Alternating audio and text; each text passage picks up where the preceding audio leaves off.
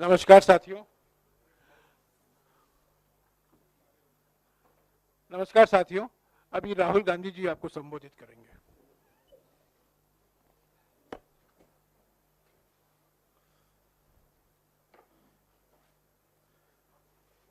नमस्कार, कैसे हैं आप लोग? ठीक है? गर्मी काफी है। हाँ?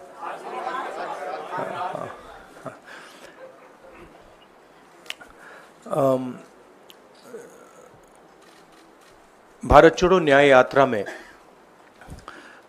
मणिपुर से हम महाराष्ट्र गए और रास्ते में हजारों युवाओं ने कंप्लेन की थी कि हिंदुस्तान में नॉन स्टॉप पेपर लीक होते हैं। और आज आप सबको मालूम है कि NEET paper and UGC NET के जो पेपर्स हैं वो लीक हुए हैं और एक कैंसिल भी हुआ है। कहा जा रहा था कि नरेंद्र मोदी जी ने यूक्रेन की लड़ाई रोक दी थी। मतलब एक ऑर्डर देके जो रूस और यूक्रेन के बीच में लड़ाई चल रही थी उसको रोक दिया था, ब्रेक लगा दी थी। इजराइल और गाजा के बीच में जो लड़ाई चल रही थी उसको भी नरेंद्र मोदी जी ने रोक दिया था। मगर किसी ना किसी कारण जो हिंदुस्तान में पेपर लीक हो रहे हैं उसको नरेंद्र मोदी रोक नहीं पा रहे हैं या रोकना नहीं चाहते हैं। नुकसान स्टूडेंट्स का होता है। जो हिंदुस्तान के स्टूडेंट्स हैं, मैं जानता हूं कि आप इन एग्जाम्स के लिए महीनों सालों काम करते हो। ये आपका फ्यूचर है और आपके फ्यूचर से खिलवाड़ किया जा रहा है। मध्य प्रदेश में व्यापम हुआ और अब उस व्यापम को नरेंद्र मोदी जी और उनकी सरकार पूरे देश में फैलाने का काम कर रही है। मैं इंस्टीट्यूशनल कैप्चर की बात करता हूं, मीडिया की बात करी, अलग अलग हिंदुस्तान के जो संस्थाएं हैं उनकी बात की। यही एजुकेशन इंस्टीट्यूशंस में हो रहा है। पेपर लीक का कारण है कि सारे के सारे वाइस चांसलर्स, एजुकेशन सिस्टम को बीजेपी के लोगों ने, उनके पेरेंट ऑर्गेनाइजेशन ने कैप्चर कर रखा है। जब तक ये कैप्चर रिवर्स नहीं किया जाएगा तब तक पेपर लीक चलता जाएगा। इस कैप्चर को फैसिलिटेट नरेंद्र मोदी जी ने किया है और ये एक एंटी नेशनल एक्टिविटी है क्योंकि ये देश का भविष्य है और इससे हिंदुस्तान के युवाओं को, स्टूडेंट्स को जबरदस्त चोट पड़ती है। इंक्वायरी चल रही है, एक को आपने कैंसिल कर दिया है, अब पता नहीं दूसरे को कैंसिल किया जाएगा या नहीं किया जाएगा, बट कोई ना कोई तो इसके लिए जिम्मेदार है और उनको एकदम पकड़ा जाना चाहिए और उन पे एक्शन लिया जाना चाहिए। आपके कोई सवाल हो? साथियों, मैं गुजारिश करूंगा सवाल आपके इसी विषय पर। हाँ प्लीज। हाँ, sorry. When I went on my Bharat Jodo Yatra, the second one, throughout the route, students were telling me that paper leaks are endemic in India. They study, they work hard, honest students suffer, and students who want to cheat benefit. And this was repeated again and again and again and again. Now we are seeing an expansion of the idea of Vyapam across the country. BJP states have had to deal with this. Uttar Pradesh has had to deal with this. Madhya Pradesh has been a center of this. Gujarat has been a center of this. And now they have expanded this idea to the rest of the country. This is extremely damaging to students, and it's happening because all our institutions have been captured. Our vice chancellors are placed not based on merit, but because they belong to a particular organization. And this organization and the BJP have penetrated our education system and destroyed it. What was done by Mr. Narendra Modi to the economy with demonetization has now been done to the education system. Youngsters, I want you to know that the reason this is happening and the reason you're suffering is because an independent, objective education system has been demolished, and it has been replaced by an education system that is captured by the BJP, captured by their parent organization. And until this capture is released, you are going to suffer. You're going to see cancellations of your exams. You're going to see paper leaks again and again and again. One paper has been cancelled. We don't know what is going to happen to NEET. But whatever happens, it should not be done in a arbitrary fashion. The rules that apply to one paper should apply to another paper. And it is very important that the people who are guilty here are brought to book and they are punished. Thank you.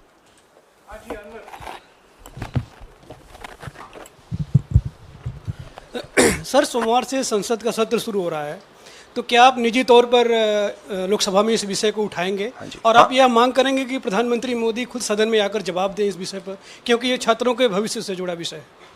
हाँ, बिल्कुल, simple question. हाँ, उठाएंगे, parliament house में उठाएंगे.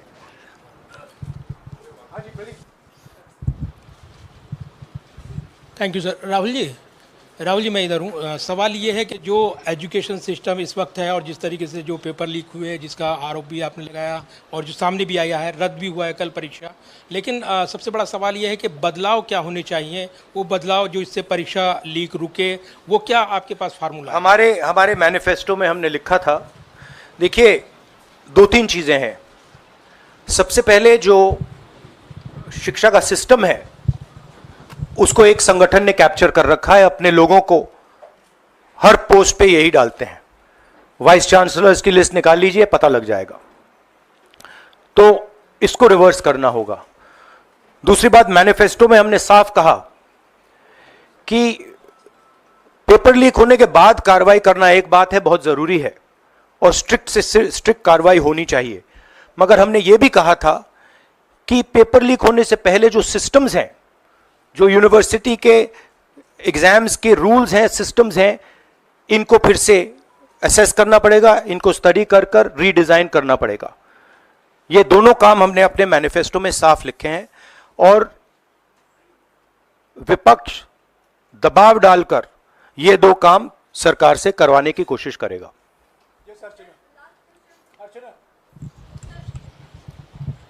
Rahul, do you think so? This is a education emergency, and till now, what is the stand? Government ने जितना भी stand लिया, do you satisfied with that stand? और सर, मेरा दूसरा सवाल भी है, जिस तरीके से आप आज स्टूडेंट से मिल रहे हैं, आज let me answer the question. See, there is a huge pressure on our students, and the pressure comes from a number of directions. The first direction is the large scale unemployment that is there in the country. Everybody understands it, everybody knows it, and one of the reasons the government suffered in this election was that all youngsters believe that Mr. Modi is incapable of solving the employment problem. So that's the first thing. Second thing is, there's huge pressure because of this, and there are very few avenues for students. In all areas, right? So you've cut off the job avenue. Now you're cutting off the exam avenue. You're saying, you can take an exam, you can study, you can work as hard as you want. On the last date, we're going to tell you that the exam is cancelled. So, that avenue is also shut. You've shut avenues like Agniveer. You've shut avenues like the public sector. So the youth of India have nowhere to go. It doesn't matter whether you're an IIT graduate, IIT student, or you're trying to join the army. The youngsters in India simply have no way through.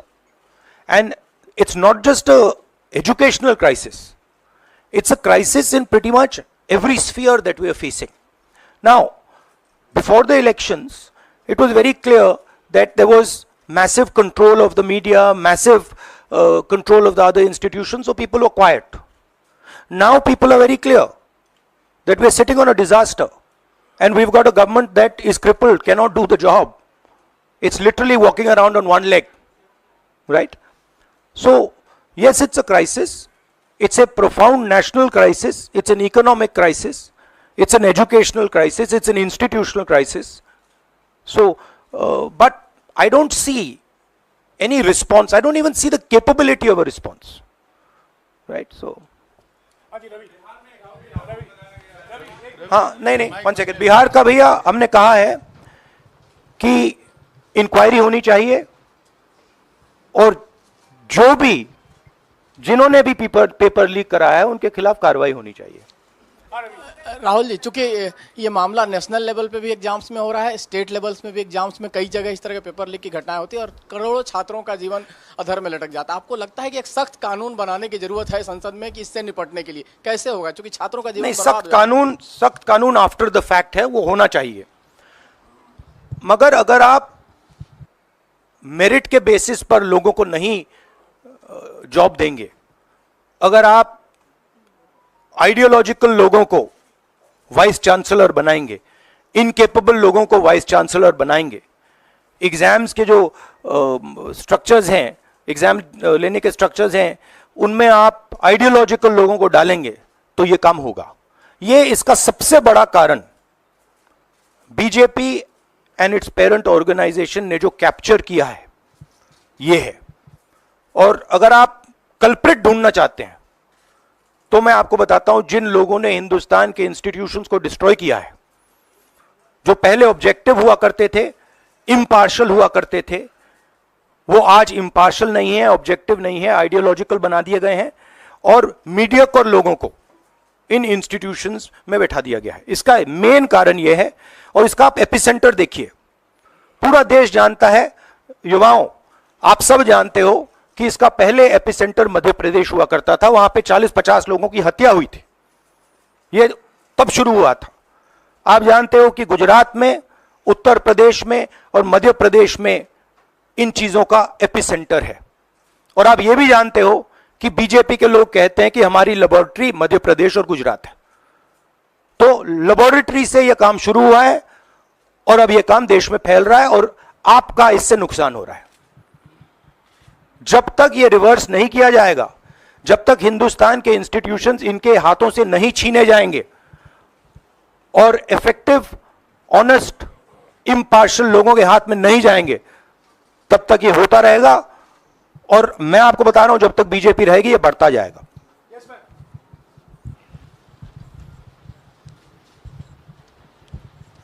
Sir, NTA के अंदर सारे exams आने लग गए हैं, NEET भी, net भी, और इवन कॉलेज एडमिशन्स भी उसी पे हो रहे हैं। तो आपको लग रहा है ट्रांसपेरेंसी कहीं ना कहीं वहीं ख़त्म हो जा रही है, क्योंकि वो एक एजेंसी जो है वही सारा कंडक्ट करा रही है। तो आपने पार्लियामेंट में इस मुद्दे को उठाने को सोचा है कि एनटीए को कहीं ख़त्म करने की ज़रूरत है या बदलाव करने की ज़रूरत है? नहीं, देखिए, अगर हिंदुस्तान में बहुत सारे ऑनेस्ट लोग हैं, बहुत सारे ऑब्जेक्टिव लोग हैं, अगर ऑब्जेक्टिव लोगों को, ऑनेस्ट लोगों को आप ये काम दोगे, पेपर लीक नहीं होगा। अगर आप मीडियोकर लोगों को राजनीतिक बेसिस पे, आइडियोलॉजिकल बेसिस पे चुन के करोगे तो ये काम होगा।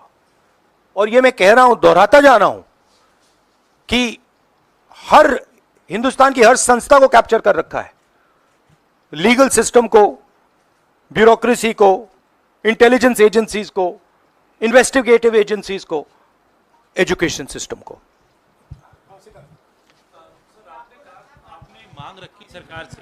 आपने अपनी मांगे रखी हैं सरकार से, लेकिन सरकार के पक्ष पहले ही सामने आ गया। एनटीए को जो एनटीए है एजेंसी, उसको क्लीन चिट एक तरीके से एचआरडी मिनिस्टर ने पहले ही दे दी है। तो सरकार का तो कहीं ना कहीं पक्ष साफ दिखाई देता है। आगे आप लोग कैसे जाएंगे? उनकी क्रेडिबिलिटी इन बातों में है ही नहीं। वो क्लीन चिट दें उसका कोई मतलब ही नहीं है, उनकी जीरो क्रेडिबिलिटी है। सब लोग जानते हैं कि एपिसेंटर मध्य प्रदेश, गुजरात एंड उत्तर प्रदेश। सबसे ज्यादा मेरी यात्राओं में सबसे ज्यादा पेपर लीक की बात यहीं आई थी, उत्तर प्रदेश में आई थी, मध्य प्रदेश में आई थी।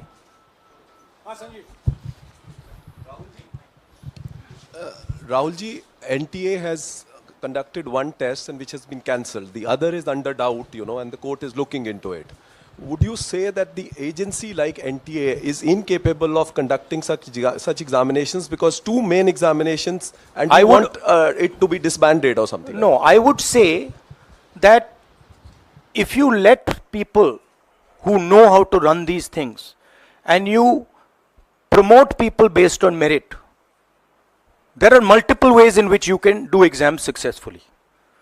If on the other hand, you are constantly posting people who are mediocre, who do not have the skills to do these jobs, and you're posting them simply because they come from your same ideology, no system is going to work. You can change whatever system you want. If the people who are being put into that system are mediocre and being put in for the wrong reasons, it is never going to work. Sir, Last question. Sir, NEET, specifically on NEET examination, there is of course an investigation that is going on, but the scheduled counselling session is not been delayed. It is going to happen as per schedule. So do you think that this is a mere eyewash when it comes to the investigation, saying that investigation bhi ho rahi hai, but then they are not delaying the Look, session? they can eyewash whatever they want, but they are going to get such pressure from the opposition that they're going to think twice about whatever they're doing. Because we are not going to allow this type of activity to be done as far as our students are concerned. Our students sit there, they work, they spend months, they dream about these exams for years, they spend huge amount of money. So the opposition is simply not going to allow any of this eyewash that is taking place. We will make sure that we put so much pressure on them that this issue is resolved. Okay, Janendra, last question. Sir, Janendra, jaldi.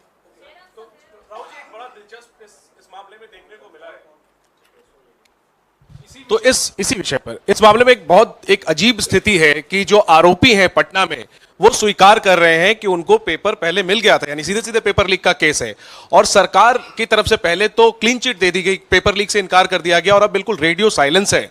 Net cancel हो गया, NEET पर अभी भी स्थिति साफ नहीं है। तो ये जो स्थिति है, आरोपी कह रहे हैं पेपर लीक हुआ, मंत्री कह रहे हैं नहीं हुआ, इस पर आप क्या सोचते हैं? और नो कॉन्फिडेंस मोशन पार्लियामेंट में आप लोग लाने की कोशिश करेंगे? Silence is because Prime Minister is crippled. Right now, Prime Minister's main agenda is the Speaker. So he's not bothered about NEET, he's not bothered about all these things. He's bothered about कि भैया मेरी सरकार निकल जाए यहाँ से और मेरा Speaker बन जाए. Right? That is where he is right now. That's where his mind is. Right? So, essentially the main thing is that we have a government now, right, and a Prime Minister now, who will find it very difficult to function. The Prime Minister, if I might say so, is psychologically broken. He has collapsed, psychologically collapsed. And he will struggle, knowing his personality, he will struggle to run a government like this.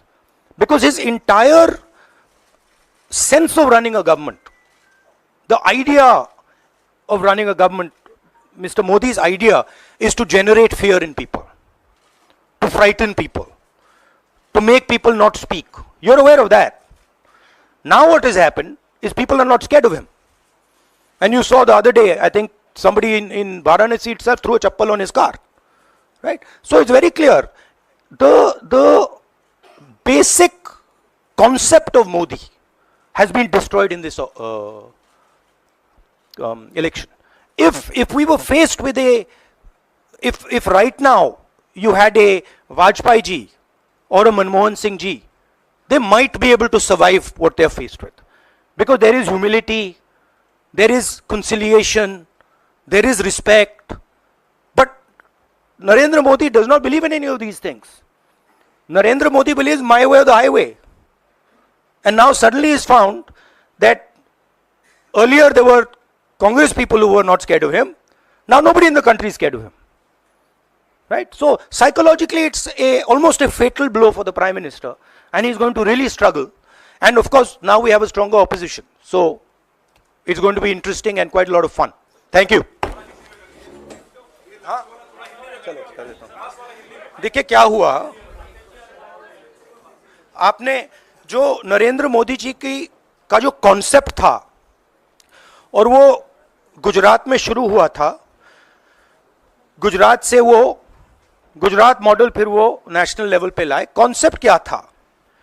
Concept था marketing, हजारों करोड़ रुपए की marketing और डर, agency का डर, media का डर, सरकार का डर। अब हुआ क्या? अब देश में कोई उनसे डरता ही नहीं है। मतलब एक तरीके से रिडिक्यूल करते हैं। जो पहले 56 इंच की छाती थी, अब नंबर तो नहीं दे सकता हूं, बट 30-32 हो गई है, राइट? तो अब पूरा जो ढांचा था, इतना बड़ा गुब्बारा था, वो इतना बड़ा हो गया। अब इससे नरेंद्र मोदी जी को साइकोलॉजिकल बहुत टेंशन होगा, बहुत प्रॉब्लम होगी, क्योंकि उनका जो काम करने का तरीका है वो लोगों को डराने का है, धमकाने का है। अब वो डर चला गया। आपने देखा, पता नहीं देखा या नहीं, वाराणसी में वो चप्पल मार दी किसी ने।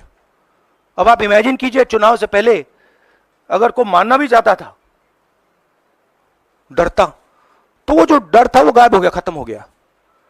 और इंटरनल भी प्रॉब्लम्स हैं, इनकी पार्टी में प्रॉब्लम्स हैं, इनके पेरेंट ऑर्गेनाइजेशन में इश्यूज हैं। तो मेरा कहना है कि जो नरेंद्र मोदी का जो कॉन्सेप्ट था उसको ऑपोजिशन ने डिमोलिश कर दिया, खत्म कर दिया है। उसको आप 56 इंच की छाती कहें, उसको आप डर कहें, उसको आप मतलब जो बिग नरेंद्र मोदी जी की जो इमेज थी उसको फाड़ दिया हमने। अब अगर वाजपेयी जैसे लीडर होते जो जिनमें ह्यूमिलिटी थी, मनमोहन सिंह जी जैसे जिनमें ह्यूमिलिटी थी, लोगों की रिस्पेक्ट करते थे, बात सुनते थे, ऐसी सिचुएशन वो काम निकाल सकते थे। मगर ये नरेंद्र मोदी जी की स्टाइल ही नहीं है। नरेंद्र मोदी जी मतलब किसी की सुन नहीं सकते, बिना फोर्स काम नहीं कर सकते। तो ये अब मामला है। और दूसरी बात, बहुत मजबूत ऑपोजिशन है, तो काफी मतलब इंटरेस्टिंग समय है। Thank you.